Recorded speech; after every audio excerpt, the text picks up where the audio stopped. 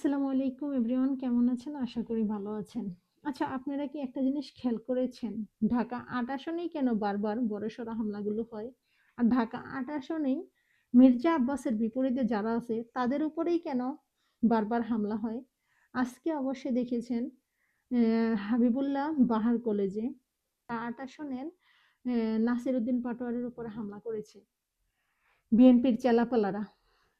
তো সেই ক্ষেত্রে একটা জিনিস চিন্তা করে দেখেন, ঢাকা ৮ আসনে মির্জা আব্বাসের বিপরীতে যে আছে তাদের উপরে হামলা হচ্ছে।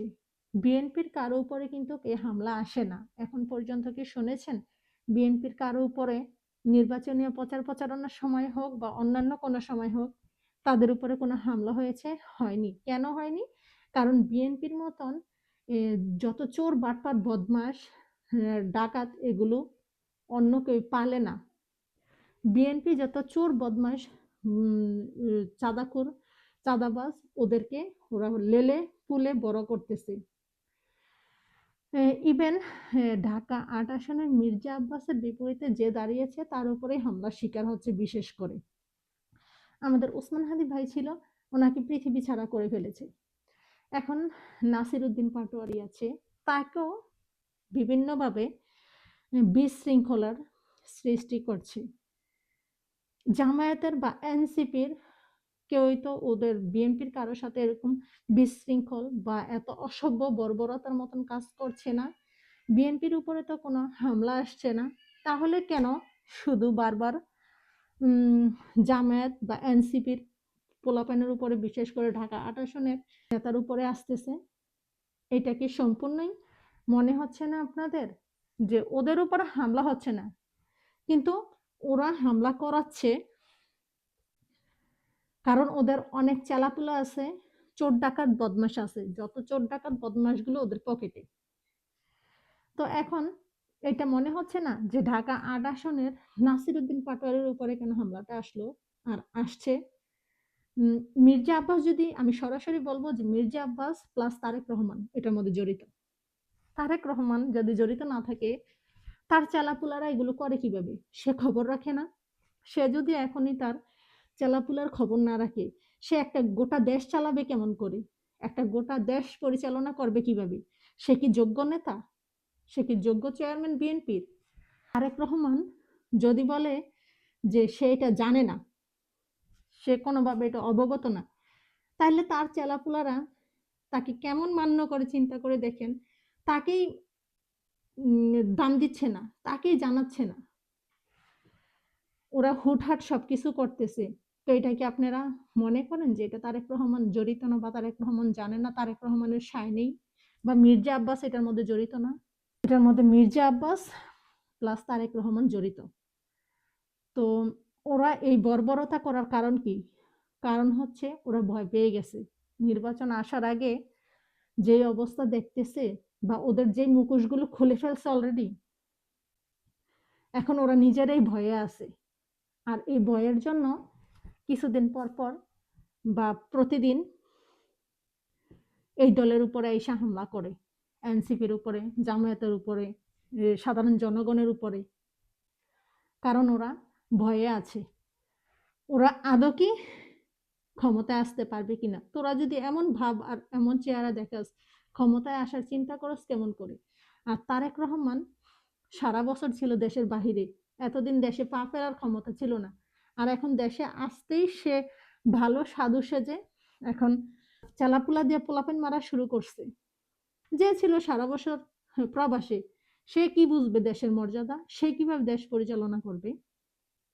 তারেক জিয়া, তারেক জিয়া এবং কি বেগম খালেদা জিয়া, এই দুইজনের সন্তান তারেক রহমান। তারেক জিয়া এবং কি খালেদা জিয়ার জন্য সে যতটা সম্মান পাচ্ছে, বা সে ক্ষমতাটা ধরে রাখার মতন কি সে যোগ্য মানুষ? সে তার বাবা আর মায়ের মতো? কখনোই না। সে তার বাবার আর মায়ের আদর্শ সন্তান হতে পারেনি। সে যদি আদর্শ সন্তান হতো তাহলে তার বাবা মার রাজনীতিকে সে ফলো করতো। সে ফলো করতেছে এখন চাঁদাবাজি, গুন্ডা লালন পালন করে চাঁদাবাজিদেরকে ফলো করতেছে। সে দেশ কোনোভাবেই পরিচালনা করতে পারবে না, এইটুকু লিখে রাখেন। ইভেন তার দলের নেতাকর্মীরা এখনই তার কথা শুনে না, তার কথা মানে না। তো তারা কি মনে হয় যে জনগণের কথা মানবে? তারা কি মনে হয় যে ক্ষমতা আসার পরে আপনাকে 2 টাকার, এই সাধারণ জনগণকে 2 টাকার দাম দিবে? আজকে এই ঢাকা ৮ আসনের নাসিরউদ্দিন পাটোয়ারির উপরে হামলার নিন্দা জানাচ্ছি। আর তারেক রহমানকে এই খুনি তারেক রহমান হিসাবে জানতে বা হামলাকারী তারেক রহমান হিসাবে পদবি দিতে মোটেও ভাল লাগছে না, মোটেও ভাল লাগছে না। কিন্তু তারপরও দিতে হবে। সে নিজের গায়ে নিজেই কাদা লাগাচ্ছে। জনগণ তাকে দিতে চায় ফুল, সে নিতে চায় কাঁটা। তো জনগণ যতই আপনারা জোর করে জোরপূর্বক ক্ষমতায় আসেন না কেন, মেরে ধরে, এইটুকু মনে রাখবেন, জনগণ ঠিক শেখ হাসিনাকে যেভাবে প্রতিবাদ করে দেশ থেকে দূর করেছে, কোনো রকম অন্যায় অবিচার হলে ঠিক আবার জনগণ শেখ হাসিনার সময় যেভাবে রাজপথে নেমেছিল, এখনো ঠিক সেভাবেই রাজপথেই নামবে। চিন্তা করবেন না যে মারলে ধরলে সবাই ঘরের ভিতরে ঢুকে যাবে। সেই দেশ আর সেই জনগণ এখন নাই। এখনো সময় আছে, ভালো হয়ে যান। আপনার যত চেলাপুলা আছে, বদমাস চোরবাটপার আছে, এগুলোকে মানুষ হইতে সতর্ক করে দেন। তাদের জন্য আপনার নিজের গায়ে কাটা নিয়েন না, কাদা ছিটাইতে দিয়েন না।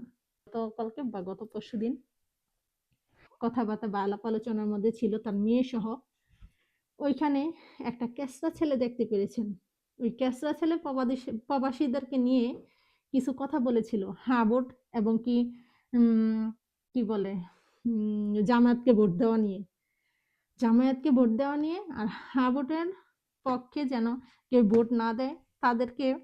ওই ক্যাসরা ছেলেটা কিছু কথা বলে ও বলেছিল যে আপনাদের বউদেরকে জামায়াতের কাছে, ওইটা আমি আর বললাম না, উচ্চারণ করলাম না, বুঝে নিবেন। তো ওই ক্যাসরা ছেলেটা যে নোংরা কথা বললো, ওরে যদি কেউ পান আমার কাছে আনবেন, ওরা আমি জোতা দিয়ে পিটাইয়া ওরে কথা শিখাবো। আর ঠিক এই কন্টেন্ট ক্রিয়েটর ওরাই তারেক রহমান সাধুবাদ জানাইছে এবং ওর কথাটি ওনার ভাল লাগছে, ওর কন্টেন্ট ওর তারেক রহমানের ভালো লাগে। এই বদমাইশরে উস্কানি দিয়ে তারেক রহমান আর একটু উপরে উঠাই দিল। তার মানে তারেক রহমান কি চাচ্ছে বুঝছেন? আর তারেক রহমানে কি পালতেছে বুঝছেন? আর কাদেরকে তারেক রহমানের হাতে রাখে? এক বর্বর কেসরা বেয়াদব ছেলেকে তার মেয়ের সামনে নিয়ে ছেলেটাকে উৎসাহ দিল। ভিডিওটা শুনেন, আমি ছবি দিচ্ছি, আশা করি সবাই চিনবেন এই বর্বর বেয়াদব ছেলেটাকে, কেসরা ছেলেটাকে। কন্টেন্ট বানায় সে। এই সেই বেয়াদব তারেক রহমান বেয়াদবের সাথে হাত মিলাচ্ছে। এই বেয়াদব এই ভিডিওটার মধ্যে কি বলেছে শুনেন। রহমান হচ্ছে পকেটে এখন লালন পালন করতেছে যত চোর বদমাইশ বাটপার চাঁদাবাজি গুন্ডা অসভ্য লুচ্চা কন্টেন্ট ক্রিয়েটর যারা কেসরা ছেলে, ওদেরকে। আর উনি ওদেরকেই উৎসাহ দিয়ে যাচ্ছে রীতিমতো। এখনো সময় আছে, ভালো হয়ে যান। আর আপনার নেতাকর্মী যারা আছে বর্বর বদমাশ এখনো হামলা করতেছে, ওইটাও ওদেরকেও বাধা দিয়ে এখন থেকেই করুন, না হয়তো আপনিও বিপদে পড়বেন, আপনার চেলাপেলারও বিপদে পড়বে। জনগণ বোকা না, এখন অনেক সচেতন, সব বুঝে। না হয়তো শেখ হাসিনার মতন আপনাকেও এত বছর প্রবাসে ছিলেন, আপনাকে আবারও প্রবাসে পাঠানো হবে। আর আপনার চেলাপুলাদের কি হবে সেটা বলা যায় না। আজকে এ পর্যন্তই। আল্লাহ হাফেজ। আসসালামু আলাইকুম।